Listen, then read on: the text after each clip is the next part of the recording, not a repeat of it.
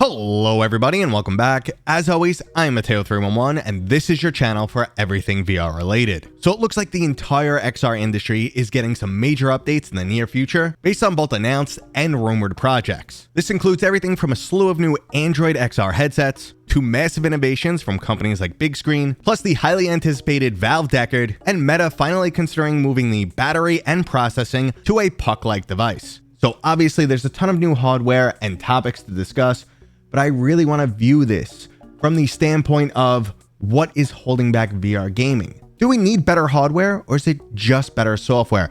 This is an ongoing debate that has been continuing for basically 10 years. So I'm going to break down all of that. It's going to be a fun one, guys, pretty much a talking head video, but I want to hear your comments. Do we need better hardware or better software?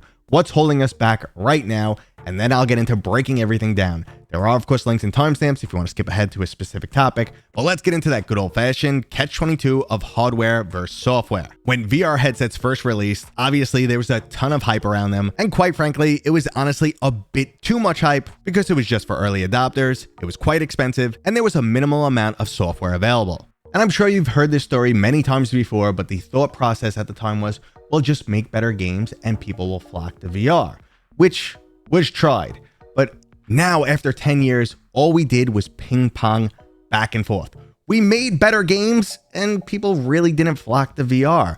Oculus Studios funded a ton of games, many of which are still absolutely fantastic today. We got Half-Life Alyx, and yes, the player base did increase, but not enough. So they moved on to, wait, we got to do something about the hardware.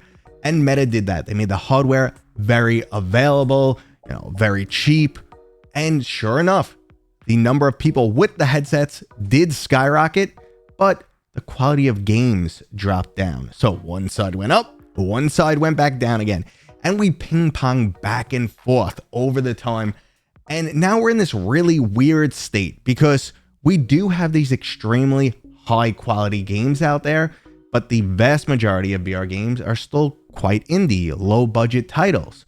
So we've created a perspective where, no, the real VR games are Half-Life Alyx or Batman, Arkham Shadow, Resident Evil. These are the only real VR games. And everything else is just junky crap. And also the industry is kind of just like chopped itself up into three separate pieces now. Basically platform centric. You have a lot of young people on the Meta Quest. So Meta Quest, which is ruling VR, unfortunately, is pushing these free-to-play childlike games because that's where the money is and developers need to make money because it's still a job. And then you have people who are OG PC VR gamers who are kind of disgruntled and they feel like, yeah, listen, VR went backwards and the games suck now and I don't know about the future of VR. And then you have like these PlayStation VR 2 fanboys who still think like PlayStation VR is the savior and it's going to give us high quality games. And while it's done a good job and it's getting great third-party support now, it wasn't the boom the industry needed. Sony's not giving it a lot of support for first party, and we're really not going to see AAA titles on it, unfortunately. Maybe we'll get a couple here and there. And we're still getting them on Meta, but again, like I said, that skews everything. We get these insanely high-quality $50+ million games, and some people think, well, that's just it, and other people are like, great, another game that is trapped behind Meta exclusivity. Screw them. Someone's got to pay for these games and Meta's the only one footing the bill. So it's a really weird state for the industry. So overall, the community is divided. We have some unreal standards of what a high quality game should be. Every other company is just pumping out more and more hardware. So that leads us into, is hardware the solution? Well, based on everything I know, including tons of conversations with consumers, developers, and industry insiders, some new hardware can definitely help. The best way to compare this would be to look at something like flat screen gaming. There's a large portion of VR consumers, especially those PlayStation gamers and the OG PC VR guys, that want something like high quality PlayStation 5 games. But right now, all the money in the industry is in something like Nintendo Switch or even a little bit lower end like Nintendo Wii U, the last generation type of stuff. So it also has skewed that the general gamer on those biggest platforms doesn't have money to spend. They're playing tons of free-to-play games And the only time they spend money is basically their parents give them some money to put on the account. They use a lot of that money for like in-game credits and things like Gorilla Tag. And then when they have a few leftover dollars, they'll buy a cheaper title, something under 20 bucks. So obviously this once again pushes developers. They got to move in a new area, and they're developing these cheaper, pump them out faster. We don't know where the industry's going type of games. And we've seen it with some of the big titles. We've been waiting on bigger titles for the weaker platform for quite some time now. And we did get, Alien Rogue Incursion. We got Metro. We got Behemoth. And they weren't like these massive sellers. And the developers are left scratching their head like, well, we gave people what they were asking for, and we're really not killing it. Some of us aren't doing well at all. So what gives? We might as well switch. We might as well play ball. We want to make games. And if this is the only way we could survive in the industry, we're going to make those lower quality games, maybe do a passion project here, take our time, hope the industry shifts. And this is where, yes, hardware does have the potential to shift the industry. So let's start with the easier stuff like Ray-Ban glasses or other XR devices that surprisingly sell really well. Well, the best part here is they have the ability to make this technology more mainstream, get more money in the industry, and just let it grow. Like, let people become more accustomed to it. The average user doesn't want to wear a headset. They're worried about their hair, they get marks on their face, they get sweaty. Some people say it makes them claustrophobic. Whatever the case may be, it's just like wearing something that non-VR gamers look at and go, that's a helmet. Yeah, it's not mainstream. So if you make the technology more mainstream, you get people used to wearing these devices, then they'll go, I wonder what the difference is between just these glasses and a full VR headset. So that's just a little step forward for us. We also get new opportunities for developers to make money. They're going to be developing for Android XR, which might be just flat, 2D applications and stuff. But if they can make money in one direction, where they're very successful, they can save up money for the passion projects, which I know a lot of studios are doing right now. They're engaging in free-to-play games and Horizon Worlds just so they have a general income. And then they're saving a bigger project back burner, like big VR game, hoping the industry shifts, hoping powerful headsets come out. And that slides us right into what the hardware can do, what these new headsets can do. Now, there's a great breakdown from Upload VR talking about potential new headsets from Meta, including the Quest 4, the abandoning of a Quest Pro, the fact that they're giving out their OS to other developers, and it looks like we're going to get like a high-end Asus VR headset. So it's going to be like a high-end Quest. And also, the fact that they're looking down the avenue of using a puck-like device.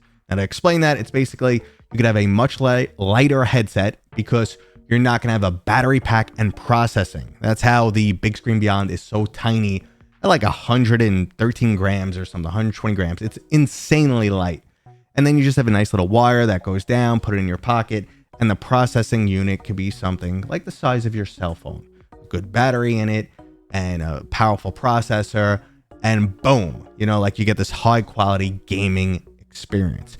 Now, Meta tends to prototype tons of different products, and again, Upload did a great job of breaking this down, so I will link to their article.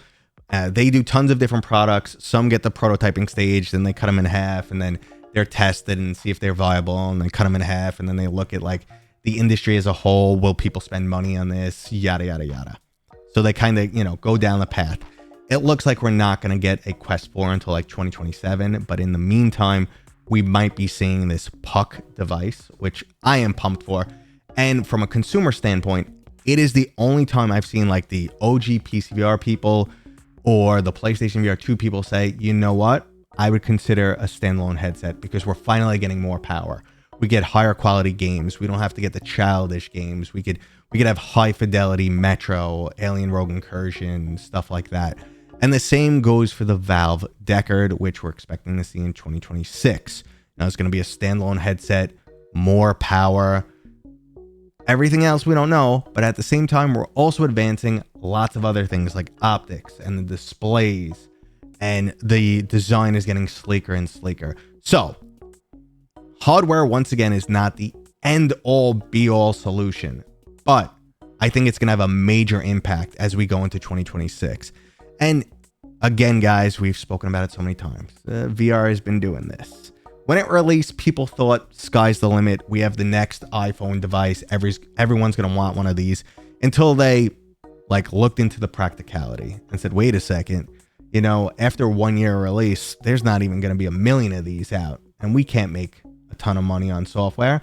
We can't spend 50 million, you know, because that means every single person who owns a headset has to buy a $50 game. And oh, wait, then we still lose money because the platform takes 30% and we have to pay for all our overhead and we have to pay for yada, yada, yada. You know, the estimate is a $10 million game development requires 400,000 sales to break even. And that's some rough numbers there, but Stress Level 0 confirmed those numbers. And from what I've seen inside, yeah, and 10 million is not much for a video game. So it's a crazy, crazy world here. But I think VR is getting a massive upgrade as we move into 2026. We're going to get these more mainstream devices, which make, you know, everything more practical, going to make more profit for developers.